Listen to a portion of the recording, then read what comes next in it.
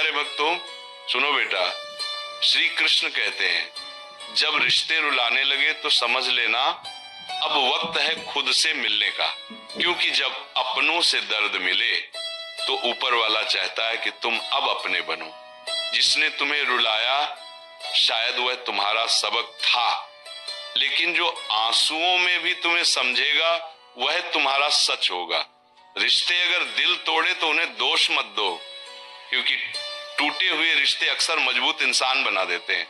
श्री कृष्ण कहते हैं कभी कभी खुद को खोने से पहले दूसरों की परछाइयों से निकलना जरूरी होता है। जिसने आज तुम्हें छोड़ दिया उसे एक दिन तुम्हारी खामोशी में चीख सुनाई देगी, पर तब तुम मुस्कुराओगे क्योंकि तुमने अब रोना छोड़ दिया होगा। कहते हैं ना, जो टूटकर भी न टूटा वो रिश्ता खुद से था, जो अंधेरे में भी साथ रहा वह दीपक खुद का था।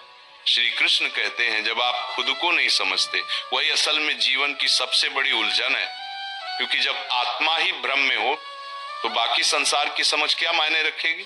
दुनिया का सबसे कठिन दौर वो नहीं होता जब कोई और आपको नहीं समझता, बल्कि वो होता है जब आप खुद को सवालों के घेरे में पाते हैं, जहां आईना भी आपको पहचानने से इनकार कर दे।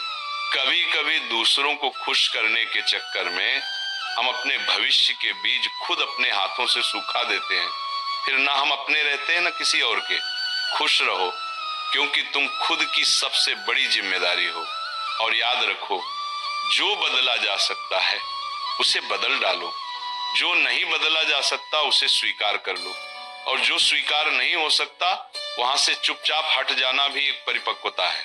हर रिश्ता स्वाद बदलता है, कभी नमकीन, कभी मीठा, कभी तीखा, लेकिन स्वाद इस बात पर निर्भर करता है कि हम उसमें रोज क्या मिला रहे हैं। कभी मैं कम बोलो, हम थोड़ा ज्यादा, और आप सबसे ज्यादा। लोकप्रियता पाने से ज्यादा जरूरी है मन में शांति पाना। जंगल में सबसे पहले सीधे पेड़ ही काटे जाते हैं, टेढ़े पेड़ अक्सर बच जाते हैं। सीधा होना अच्छा है, लेकिन हद से ज्यादा सीधा होना खुद की अनदेखी को आमंत्रण देना है। कभी कभी हद से ज्यादा भला होना भी आत्मा को घायल कर देता है। झुको मगर सिर्फ विनम्रता के आगे, शक्ति, रूप या धन के आगे झुकना आत्मा की गरिमा को गिराने जैसा है। याद रखना, जब तक तुम अपनी सबसे बड़ी कमजोरी से नहीं टकराओगे तब तक अपनी सबसे बड़ी ताकत की पहचान नहीं कर पाओगे। कोशिश हमेशा आखिरी सांस तक करनी चाहिए, क्योंकि जो अनुभव के साथ की जाती है वह प्रयास नहीं युद्ध होता है, और जब दोबारा शुरुआत होती है तो वह शून्य से नहीं होती, वह अनुभव के शिखर से होती है। काम छोटा हो या बड़ा उसकी चिंता मत करो, कई बार वही छोटा सा काम तुम्हें वहां पहुंचा देता है जहां बड़े बड़े सपने भी नहीं ले जा सकते। शुरुआत से मत डरो। शुरुआत छोटी दिख सकती है, लेकिन वही शुरुआत इतिहास बना सकती है। जब तक आप अपनी समस्याओं की वजह किसी और को मानते हो तब तक समाधान आपसे कोसों दूर रहेगा। जिस दिन आप स्वीकार कर लोगे कि कठिनाई आपकी है, उसी दिन से आप उसका समाधान भी खोजने लगते हो। और कभी कभी जिन परिस्थितियों ने तुम्हें तोड़ा है वही तुम्हारी रीढ़ की हड्डी बन जाती है, क्योंकि टूटना भी एक कला है जो इंसान को गढ़ती है, उसे मजबूत बनाती है। हर गिरावट एक नए उठान की प्रस्तावना होती है, हर दर्द एक नए साहस की गूंज होती है, हर अंत एक नए आरंभ का संकेत होता है, और हर हार अनुभव बनकर तुम्हारे साथ खड़ी होती है।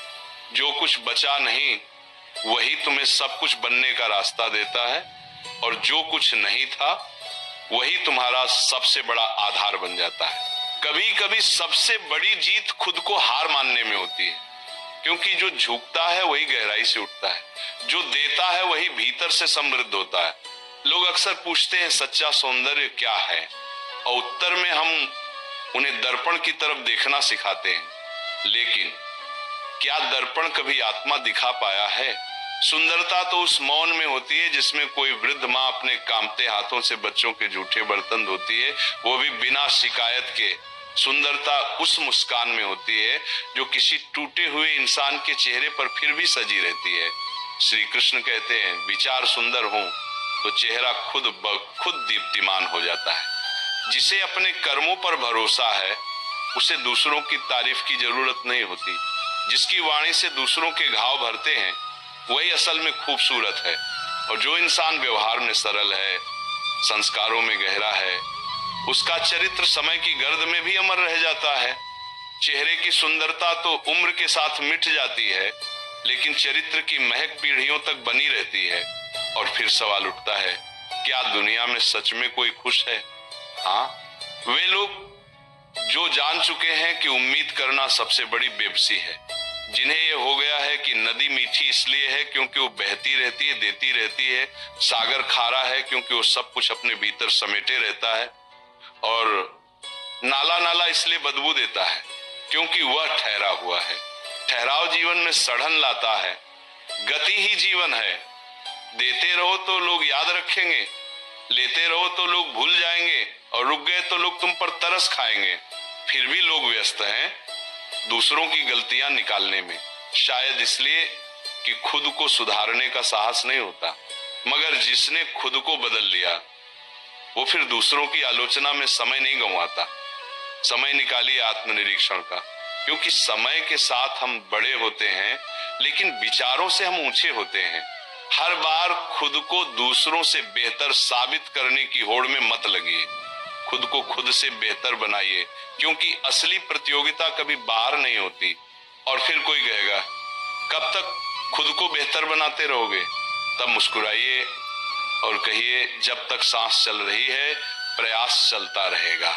क्योंकि जो रुक गया वही खत्म हो गया। जिंदगी देना जानती है, लेकिन कब और क्या ये वो खुद तय करती है। और शिकायतें तो उन्हें भी होती हैं जिन्हें सब कुछ मिला होता है। इसलिए शिकायतों से पहले शुक्रिया कहना सीखिए। प्यारे भक्तों, इस वीडियो में इतना ही। मिलते हैं अगले वीडियो में। चैनल को सब्सक्राइब करना ना भूलें।